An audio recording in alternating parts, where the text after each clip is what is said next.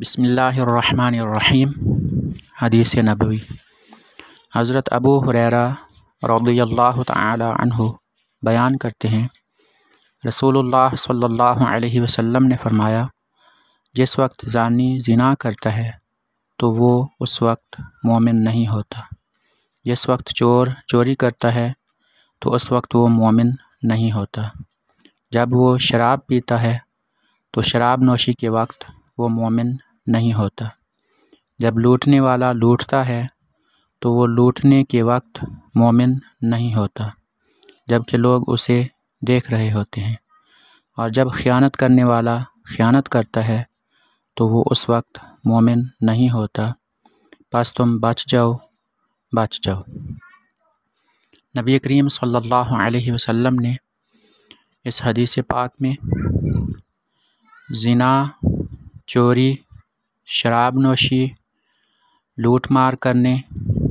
اور خیانت کرنے سے منع فرمایا ہے، اور ان گناہوں کے مرتکب کے لیے یہ فرمایا ہے کہ ان گناہوں کے ارتکاب کے وقت وہ شخص مومن کامل نہیں ہوتا، یعنی اس کا ایمان کمزور ہو جاتا ہے۔ حدیث کے ظاہری الفاظ سے یہ معلوم ہوتا ہے کہ ایک مسلمان اگر ان گناہوں میں سے کوئی گناہ کرے تو وہ مسلمان نہیں رہتا،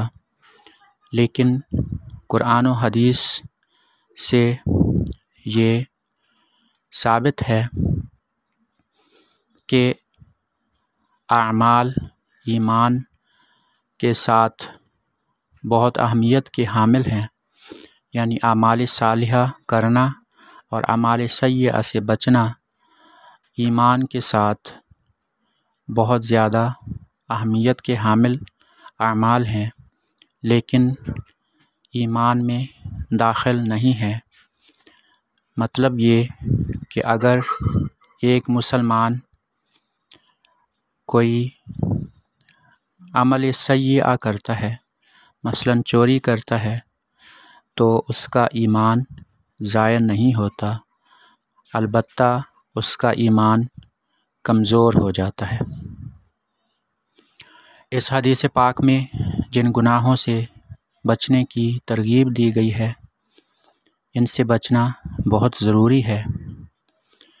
زنا کی سزا یہ ہے کہ کنوارا یا کنواری اگر زنا کرے تو اسے 100 کوڑے لگائے جائیں، اور اگر شادی شدہ مرد یا عورت زنا کرے تو اسے سنگسار کر دیا جائے۔ چوری کی سزا یہ ہے کہ چور کا ہاتھ کاٹ دیا جائے۔ اسی طرح شراب پینے والے کی، جو شراب کا عادی ہو،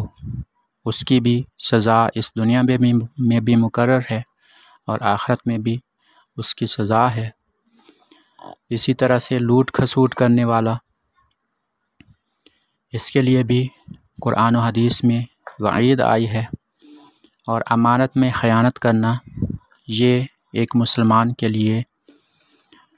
ایک مسلمان کے شایان شان کام نہیں ہے، بلکہ یہ منافقت کی علامت ہے۔ اللہ پاک ہمیں ان تمام گناہوں سے بچنے کی توفیق عطا فرمائے، آمین۔